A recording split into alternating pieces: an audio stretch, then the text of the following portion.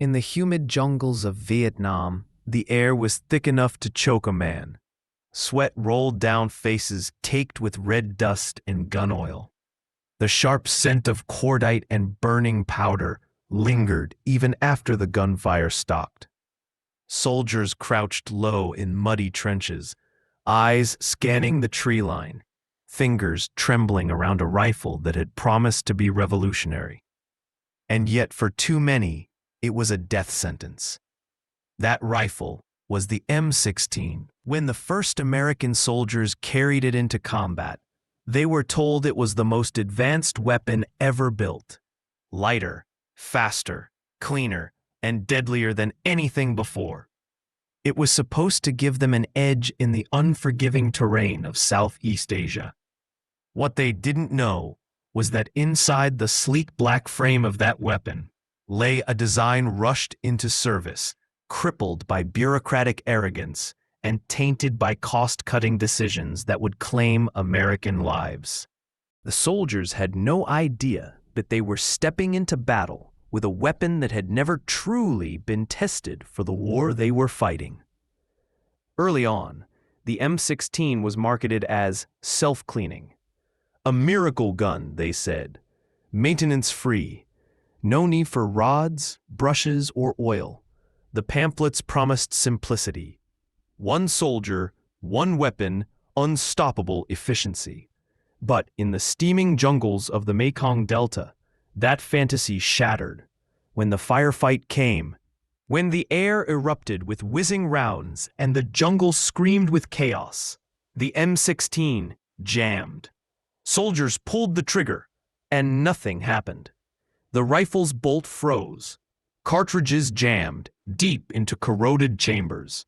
The very weapon designed to save their lives instead became the cause of their deaths. Bodies were found clutching their rifles, bolts half open, cleaning rods jammed down barrels in desperate last attempts to clear a malfunction under fire. Letters home began to tell the truth. Our guns are jamming. Men are dying because of it. At first, the military dismissed these reports as exaggeration, blaming improper maintenance or soldier error. But soon, the problem could no longer be ignored. Entire platoons reported catastrophic failures. The truth was spreading, and it reached Washington. What began as a technical issue quickly became a scandal that shook the Pentagon to its core. Behind closed doors, the story of the M16 was one of power, pride, and profit. The rifle had not failed because it was inherently flawed. It failed because decisions made thousands of miles from the battlefield had ignored warnings, cut corners, and gambled with soldiers' lives. The weapon's designer, Eugene Stoner, had built the original AR-15 as a precision tool, a masterpiece of engineering that used specific ammunition with stick powder known as IMR 4475. It burned clean, operated smoothly, and kept the rifle reliable even in harsh conditions. But when mass production began, the U.S. Army quietly changed that formula. They switched to a cheaper ball powder, WC-846, without proper testing. That single decision would ignite one of the deadliest procurement scandals in American history. Ball powder burned hotter, produced more residue, and left calcium carbonate deposits inside the rifle's chamber.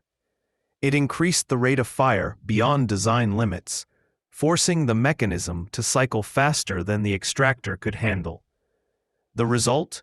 A weapon that fouled quickly, corroded easily, and jammed when soldiers needed it most. Manufacturers knew this. Colt engineers sent memos warning that the ammunition switch would cause failures. They wrote in official letters that they could not guarantee rifle performance with ball powder. But in the race to meet wartime demand, those warnings were buried under piles of paperwork and bureaucratic arrogance. At the same time, another fatal shortcut had been taken. Unlike other rifles of the era, the M14, the AK-47, even older Garands, the M16's chamber wasn't chrome-plated. Chrome plating prevented rust and corrosion, especially in humid environments. But plating was expensive. It added time to production. And so, in another cost-saving decision, the chrome was removed from the design. By 1966, thousands of these unchromed rifles, firing fouling ammunition, were in the hands of young soldiers in Vietnam. Soldiers fighting in swamps, rain, and heat that turned steel into rust overnight. It was a perfect storm. Reports from the field described catastrophic failures. Extractors ripped through cartridges, cases stuck in chambers. Cleaning rods had to be carried into combat, not as maintenance tools, but as survival equipment. Soldiers would dive behind cover, yank open their rifles, and try to ram a rod down the barrel to free a jam while the enemy closed in. The M16 had turned into a liability. At first, the Pentagon tried to control the narrative. Press releases downplayed the issue, blaming inexperienced troops or improper cleaning. But soldiers knew better. They had been told the rifle was self-cleaning. They hadn't been issued cleaning kits. The problem wasn't neglect, it was betrayal. By 1967, photographs of dead soldiers clutching jammed M16s reached Capitol Hill. Letters from the front piled up. The story could no longer be contained. Congress launched an official investigation, led by Representative Richard Icord, a man determined to uncover the truth, no matter how uncomfortable it was. But Icord committee hearings became some of the most explosive sessions in congressional history. In packed chambers, officials, engineers, and soldiers testified. The revelations were damning. Documents showed that Colt had warned the Army about the ammunition problem months before full deployment. Ball powder produced excessive fouling. That was a known fact. But switching powders had saved millions of dollars and increased production speed. Colt inspectors testified that they had rejected rifles for serious defects: improperly hardened bolts, weak extractor springs, flawed chrome treatments, only for their rejections to be overruled. The Army, under pressure to meet production quotas, had approved rifles that didn't meet standards. One witness described crates of rifles with cracked bolt carriers still being shipped overseas because deadlines had to be met. As the hearings continued, the list of failures grew. Army ordnance had approved ammunition changes without proper testing. Material Command had ignored manufacturer recommendations about chrome plating. Training manuals had failed to teach proper maintenance. Colt had continued production knowing the rifle would fail, and the ammunition contractor, Olin Matheson, had knowingly supplied ball powder that created excessive fouling. It was a systemic failure from top to bottom. Each decision, every ignored warning, every signed waiver added up to a catastrophe that soldiers in the field paid for with their lives. By August 1967, the Icord Committee's findings were irrefutable. The M16's failures were not due to soldier incompetence. They were the result of bureaucratic negligence. The committee concluded that the rifle's catastrophic jamming stemmed from three main causes: the switch to ball powder, the lack of chrome plating, and the absence of proper cleaning equipment and training. The report was a bombshell. It called for immediate reforms: chrome plating all chambers and bores, redesigning ammunition with reduced fouling, providing every soldier with cleaning kits, rewriting maintenance manuals, and holding procurement officers accountable for unsafe decisions. For once, Washington acted. Even before the report was finalized, the Army began implementing emergency fixes. The improved model, the XM16E1, was standardized as the M16A1 in early 1967. This new version incorporated critical upgrades: chrome-plated chambers, improved buffer systems, reinforced bolts, and a redesigned forward assist. But the changes weren't only mechanical, they were cultural. The myth of the self-cleaning rifle was dead. New training programs were launched. Soldiers were taught in no uncertain terms that the M16 required daily maintenance. Field manuals were rewritten with photographs and step-by-step cleaning guides. Even comic book-style instructions were printed, easy to understand, even for troops with limited English proficiency. Each soldier was now issued a complete cleaning kit: rods, brushes, patches, oil, and tools small enough to fit in a cargo pocket. Commanders began inspecting weapons daily. A dirty rifle was now treated like a disciplinary offense. The new slogan was simple: your rifle will work if you take care of it. It will fail if you don't. The sound of a rifle bolt cycles again, this time smoothly. By late 1967, the difference was clear. Soldiers returning from the field reported that the improved M16A1 performed flawlessly when properly cleaned and maintained. Malfunction rates plummeted. For the first time, troops began to trust their rifles again. But the real victory was bittersweet, because every success of the M16A1, every fix, every improvement had been bought with blood. Each lesson learned came at the cost of soldiers who had fallen in jungles far from home, holding rifles that would not fire.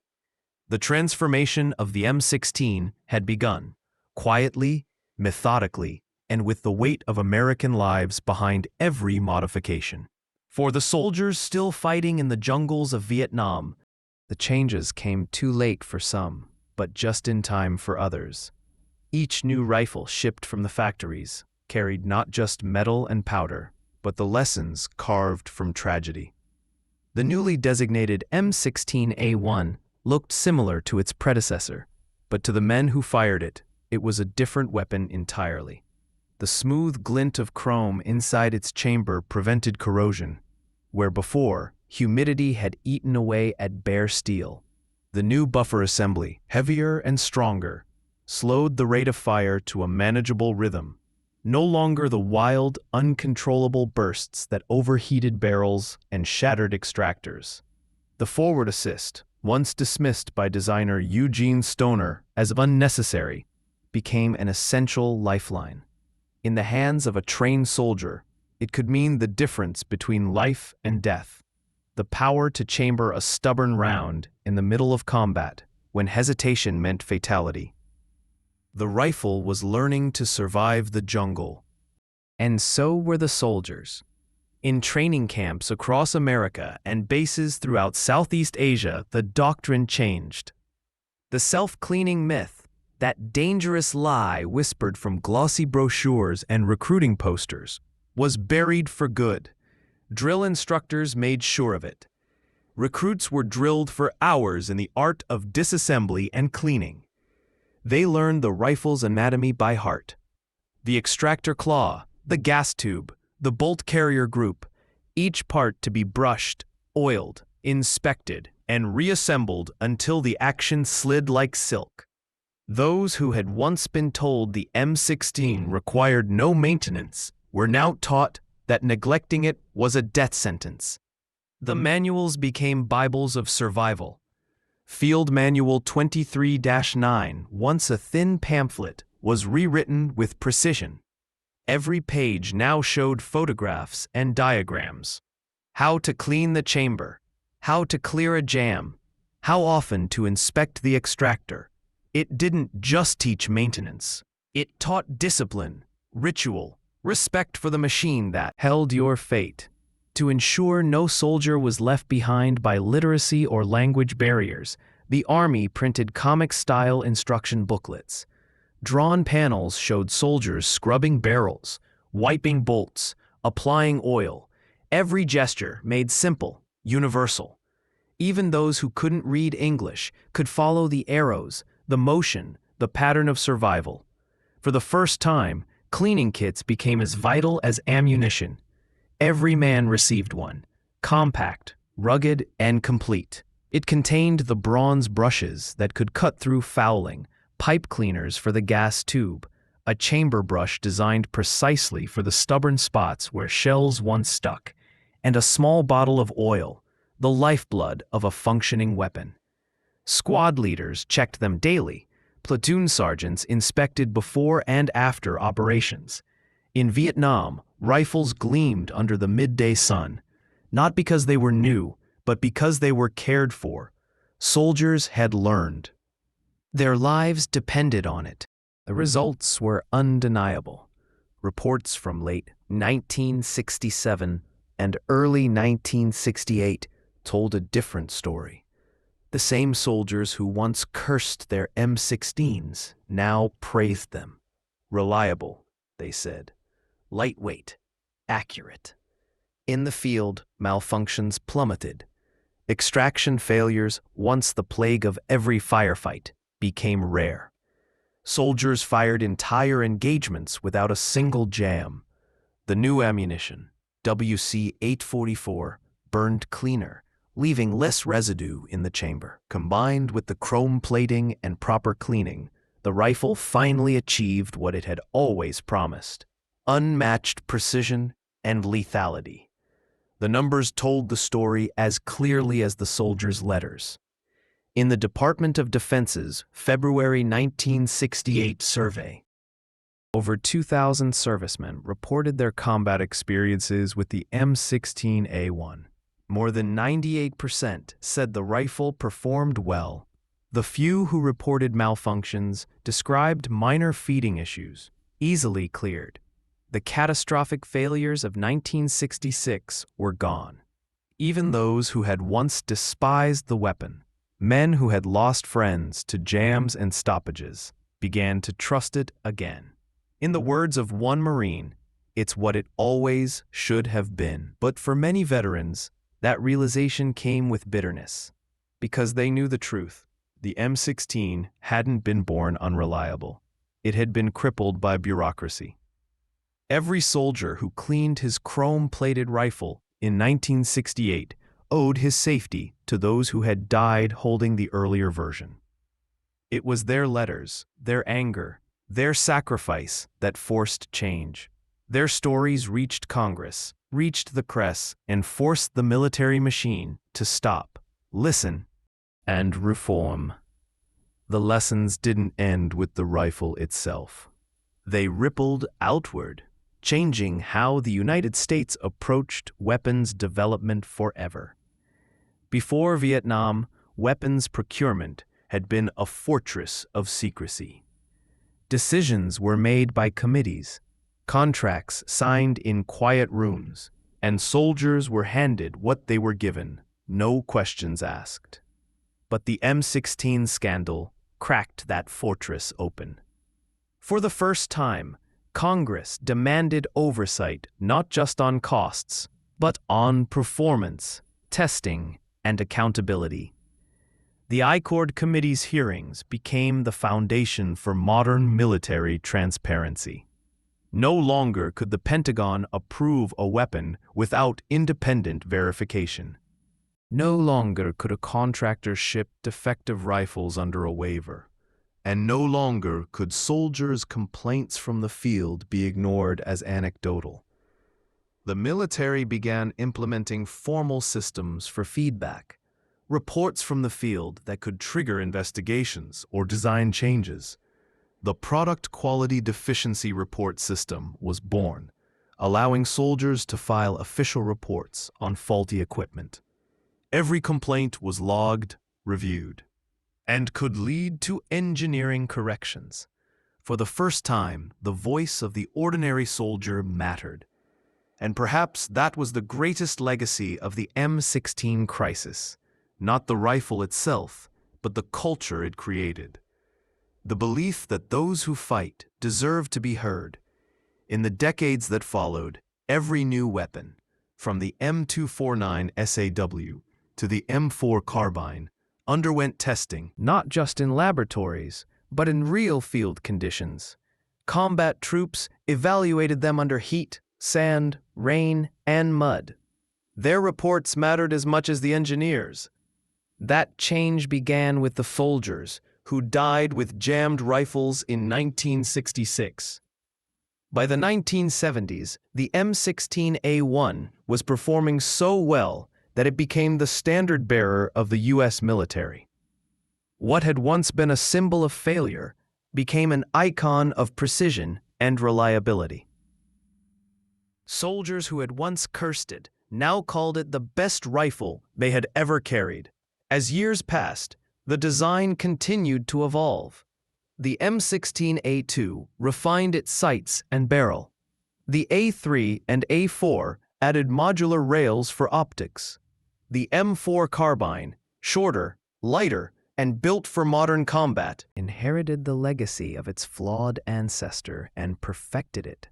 The silhouette of Stoner's original design became the global symbol of American firepower, but every soldier who carried it carried a hidden history, a legacy of blood, investigation, and reform. In 1985, 2 decades after Ia Drang, veterans of the 1st Cavalry Division gathered in Texas for a reunion. Men who had survived the worst years of Vietnam stood side by side, older, heavier, quieter. They brought their families, their medals, their scars, and their memories. Among them was former Staff Sergeant Michael Torres, who had carried an M16 through 13 months of combat in '67 and '68. He stood before the crowd and spoke words that silenced the room. The early M16 was a death trap, he said. We knew it, we told them, and nothing happened. Men died while bureaucrats argued about powder specifications and chrome plating costs. But the M16A1, once they fixed it, that was a different weapon. Best rifle I ever carried. Light, accurate, reliable. It's what the original should have been. Applause rippled through the hall. For those men, the story of the M16 wasn't just about a weapon. It was about accountability. The rare proof that government, when forced by truth and outrage, could learn, adapt, and correct its own failures. The transformation of the M16 wasn't the result of luck or engineering alone. It was born from exposure, from soldiers' testimonies, congressional hearings, and a public unwilling to accept that men should die because of bureaucratic negligence. And that's why, even today, the M16 remains more than just a rifle. It is a story of failure, reform, and redemption. It is a reminder that in war, as in life, technology means nothing without truth. The men who died clutching jammed rifles in Vietnam gave America more than their lives. They gave it a lesson, a warning, that progress without accountability is a weapon aimed inward, that efficiency without integrity kills more than it saves. When the rifle jammed, soldiers died, the news got out, Congress investigated, changes were made, and the rifle worked. That sequence, failure, exposure, reform, became a cycle that would shape American warfare for generations. The M16 crisis proved that no weapon, no system, no government can afford to silence those on the front lines, because the truth, once buried under cost charts and contracts, will always surface, carried by the voices of those who fight, bleed, and demand to be heard. So when you see the black silhouette of the M16 etched into photographs from Saigon to Baghdad, remember this: it was once a symbol of betrayal, and it became a symbol of redemption. Because redemption never erases the original sin. It only proves that some lessons, bought with blood, are never forgotten. Before we end today's story, if you value this kind of in-depth, untold history, make sure you subscribe and stay connected. Every week, we bring you the stories that reveal not just what happened, but why it mattered, the decisions, the failures, and the courage that changed the course of history. And if you've made it this far, you're the kind of viewer who values truth over simplicity. And that's exactly what we deliver. So, subscribe, share this documentary, and continue with our next episode, where we uncover another chapter of hidden history from the wars that shaped our world. Stay with us. There's always more to uncover.